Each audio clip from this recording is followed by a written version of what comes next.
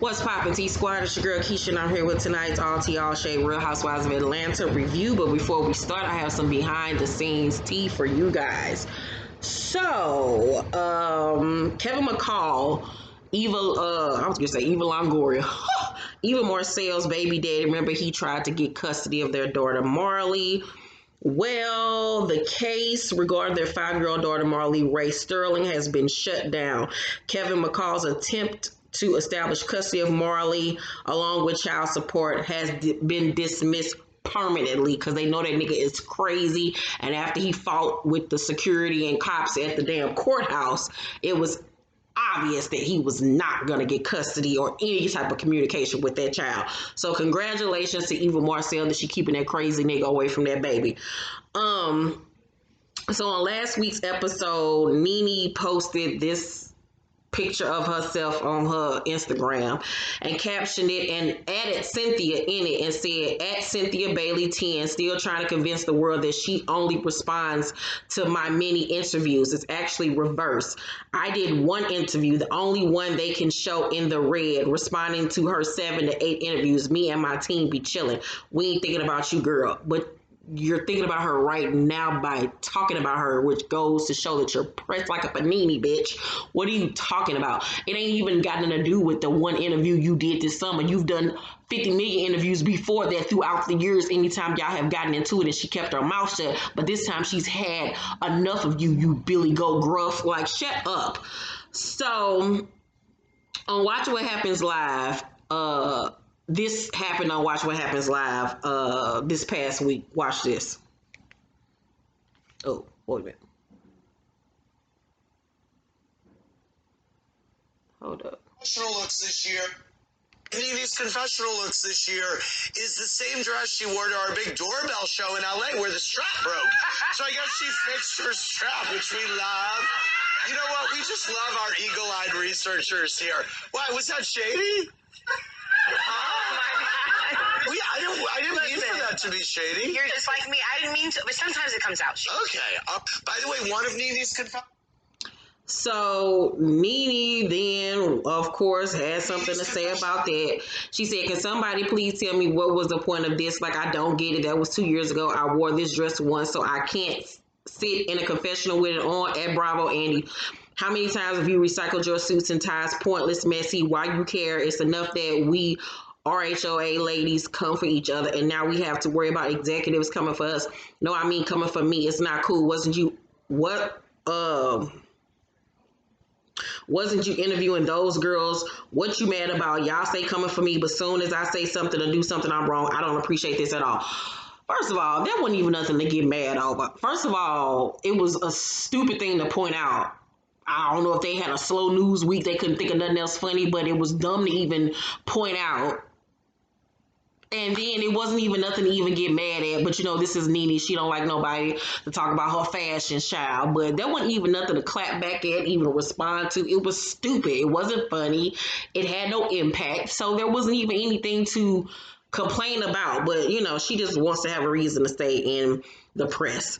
But, so on tonight's episode, Cynthia has Kenya come over to help her organize her closet. She wants more space for Mike, you know, because I moved my things out, so I would have just assumed that she would have had all the space in the world, but, you know, Cynthia got all them fashions and shit, so she only had a little corner for Mike.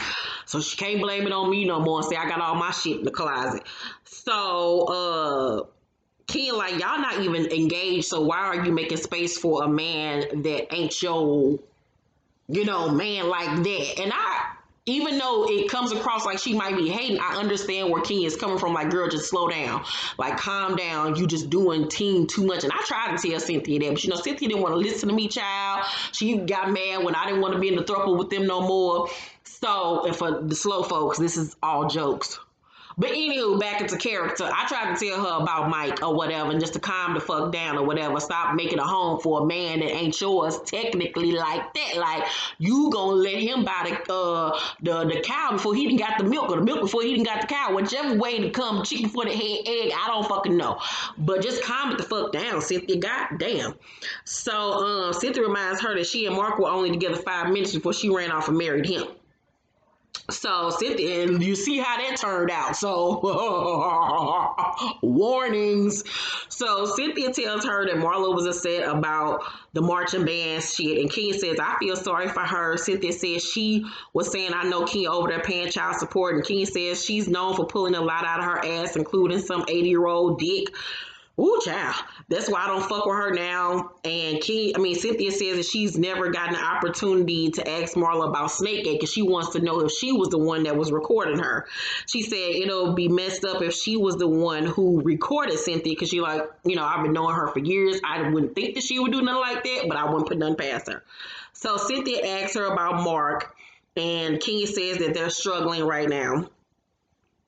Kandi, it's Kandi's segment or whatever, and Kandi says that Riley and Kayla will be in New York City at the same time, but 9 times out of 10 they will not be spending any time with each other because even when they're in the house they don't really communicate like that. And I think that's sad. I think that they should have tried more to make them more sisterly. Not to say that they was gonna have a close knit sisterly bond, but at least kick it with each other. Like she could have learned from Riley could have learned a lot from Kayla and vice versa. Since Kayla is the only child and she feels left alone a lot, and then Riley was the only child, you would think that they would have bonded, but I feel like they weren't really forced to. So they don't have that type of relationship, which is sad. So Carmen comes over and asks about this tractor trailer that Todd just bought. Kandi says that they're starting a Mexican restaurant. She's starting a lipstick line.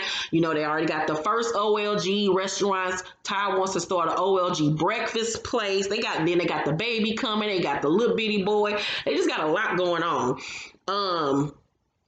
So she don't want to add nothing else to it. And this tractor trailer that this nigga did bought for what I don't know is just a little bit too much. So Kayla is brought up, and Kandi says that she and Todd aren't even speaking right now, and she's concerned because they're having a daughter, and she doesn't want his relationship with Kayla to be the same way with their daughter. She says that him and Riley have a strange relationship because Riley doesn't want him like commenting on situations that have to do with her, and that's a tricky subject to deal with when you are a woman who has a man or a husband and you already have a child, and that child feeling like that man shouldn't be able to say anything to her, but at the same token, that's her husband. He's been around Riley now for over 5 or 6 years at this point. So it's just like I feel like he should be able to say certain things to her within reason. So that's a really fine line, and it puts you in a really bad predicament when you're a mom and you're in love with somebody and you want this familial, experience with you all, and things just ain't gelling. It's a lot. I feel bad for Kandi because I've been in that predicament. So then Porsha meets up with Marlo, who picks her up in one of those little drinking pedal things. Marlo says that the girls aren't really real with each other, and that Porsha hasn't opened up to them about her and Dennis' situation. Porsha says it's personal, and that she tries to respect what Nene was going through with Greg, what she was going through about how Nene, was basically came in her foul and talked bad about her and called her fat and this and that. So Marlo says, what Michelle Obama say, when they go low, you go high. Porsha says, my name is Porsha and Nene Edgeless Leaks came for me for no reason. That Edgeless Leaks took me out. So Nene invites her life coach named Tamara over to the house. And all I got to say is, ain't no woman with a nose ring like Mama Pam from Love and Hip Hop Hollywood, a chin piercing, and a side missing tooth gonna be able to tell me shit about my life. That's all I got to say. That's all I got to motherfucking say, bitch. If your tooth on the side is missing, ma'am, you can't tell me nothing about how to live my life or fix it, because you can't even fix your tooth. So Nene tells her about Marlo's event, and that if she would have stayed, she would have cussed Kenya out, and that she couldn't defend Marlo because she's working on herself. Bullshit. If once again you don't like Kenya so much, you would would have cussed Kenya out, this, and that, and the third. But why you take her motherfucking hair care products? Because you trying to get them edges together and that rough ass blonde hair up underneath them wigs. And second of all, you never have Marlo's back. You never stick up for Marlo, but Marlo always licking your pussy and your asshole having your back, but you can't do the same for her because you're a shitty ass friend. That's the problem, man. It ain't got nothing to do with you trying to so-called work on yourself. Okay, bullshit.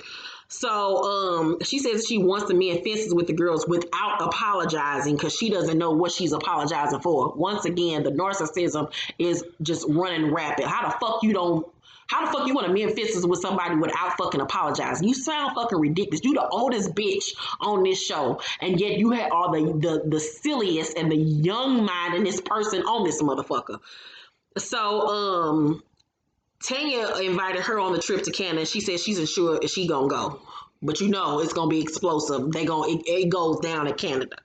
So Marlo makes Porsha go to Dennis' restaurant, and they call him on the phone because Porsha don't want other people calling him and let him know she at her restaurant. So Kayla is about to leave to go to New York City, and Todd had to go take care of some business. So Kandi's gonna be the one to drop her off at the airport. And Kandi hopes that Kayla and Todd don't go long stretches without talking now that she won't be in the house with them. Kayla tells Kandi that she did hug Todd before he left. So at least they had that. It's sad to see what type of relationship they have. And I hope that seeing this stuff back on screen would make Todd man up and become a better father, especially considering his mother is deceased and he knows how it is to miss a parent. I would hate for him to have a contentious relationship with his daughter and something bad happen to either one of them. He really needs to put the time and energy to be a better father to her, Riley, and the new baby Blaze. And, you know, it probably comes from a situation where he doesn't even know how to parent for real because maybe his father wasn't in his life. We don't really know much about Todd's father that I can think of. So who's to know that he wasn't raised to have this tough exterior from his mother and then, you know, maybe not having a father. Like, so maybe he does need to learn how to parent, you know, now. Just because you're a parent don't mean that you know how to parent. And it's obvious that he's one of those people that needs guidance when it comes to expressing his emotions and being attentive and affectionate and understanding and being able to communicate with his children. He needs help with that. And there's nothing wrong with saying that he needs help. So hopefully he'll work on that. So Kandi also said that she and Kayla could be closer. And then, you know, once again, she reiterates that she wants to do more financially for her, but Todd won't let her. But I don't even think it's a thing about being financially giving her things. It's about just spending quality time with her one-on-one so she can feel more included and feel closer to you. It ain't all about buying a person something. It's just about spending the time and investing into them. That's my thing. So me, Cynthia, Mike, and Eva and Hubble Mike meet up. I'm the third wheel, but I don't mind because I was cute. So Cynthia and Mike say they have to decide where they're going to live because marriage is on the way and it is coming. I was like, congratulations to you, boo. So Cynthia's having her wine cellar launch in a few days. Mind you, that's when he's going to propose to her. I knew this. I kept it a secret from Cynthia. I helped him pick out the ring and all that. So Eva brings up Nene recording her last season, recording her and her husband, Mike, on the parking lot after, you know, Marlo so-called herself exposing that Eva was living in somebody else's house and all that shit. And she asked Nene not to have the camera crew with her and not to be mic'd, and Nene did it anyway without her consent and without her acknowledgement. And with them being so-called friends, I understand why Eva was upset. And for anybody that is watching this and don't understand it, how would you feel if I'm supposed to be friends with you and something like that happens to me and you ask me to come back and talk and I say I'll talk to you, but without the cameras and without the microphones, and then you play me and record our conversation for the whole entire world tour after I asked you not to? Who's to say if she would have said something that was private or, you know, that she just didn't want to expose? You know what I'm saying? That was fucked up of me. That really was fucked up of her. It really honestly was, because her and Eva had a relationship enough that she asked her to even speak at her fucking wedding. So that was fucked up. It was. No kind of way how you paint that shit. So, and then she goes on to say now she has a recording of Cynthia. Like, you can't trust her ass. So Mike says if the person was in the from a legal aspect, Mike says if the person who recorded Cynthia was in the conversation, then it was legal. But if the person was eavesdropping, it was illegal what they did. So Cynthia's Mike says that whoever it was a piece of shit. I was like, ooh, you angry. So Kenya meets up with an attorney about protecting her assets, because her and Mark got married without a prenup because he said that, they wasn't loving or sexy or whatever the fuck that nigga said. So she says, she got her haircut line, she got her home, which she just had appraised, which was appraised for $1.8 million. And her name is the only name on the deed, but she wants to make sure that her daughter will have, assets and money in case anything happens. So she says that Mark has a lot of assets too. And so the lawyer was basically telling her of ways to ensure that Brooklyn has money, and that's by appointing someone as a power of attorney. In case anything happens to her, all the money and things will go towards Brooklyn. But the gag is she don't want that person to be Mark. She gets emotional because she's trying to figure out who can I appoint to be this person. And I don't understand why the fuck she married that man without a goddamn prenup. Just because he got a lot of assets and just because he got a couple restaurants don't mean shit. Why the fuck did you marry him? Because these niggas these days is ruthless. They coming after your shit. They want child support. They want alimony. They want settlements just like these bitches do. So you got to protect yourself as a woman. And so all that being needy and shit and wanting a man will get you fucked up sometimes when you ain't thinking. So Porsha goes to see Dr. Sherry again with Dennis' old Humpty Dumpty looking ass. That is an ugly man. I don't give a fuck how much money he got. Ain't no way here I can look at his sloth looking self every day. So Dr. Sherry asks Dennis where he is on everything. He says that he made a mistake and cheated, and Porsha said it wasn't a mistake. He needed to take ownership of his actions. He said they had a rough pregnancy and he didn't like having sex while she was pregnant. And she was like, but we did have sex while he was pregnant quite frequently. This nigga got every excuse in the world of why he's cheated. He cheated because he fucking wanted to and he could. And they only knew each other 5 minutes. They met, they fucked, they got pregnant, they got engaged. All this shit happened with underneath a year. Y'all don't know each other. Y'all ain't all in love like y'all say y'all is. And he probably liked Porsha. He probably got feelings for Porsha. He probably even loved Porsha. But do I think at that point in time he was in love with Porsha? Hell no. And vice versa. I don't think she was in love for him neither. They was both caught up. She was a trophy piece for him, and he had a bag for her. That's what it was. So neither one of them should be shocked at the position that they're in right now. So all that crying and shit that Porsha doing, he cheated on me. What the fuck you expect? Everybody told you this nigga wasn't shit. You knew it. You didn't want to listen. So deal with the consequences of you being a bird, bitch.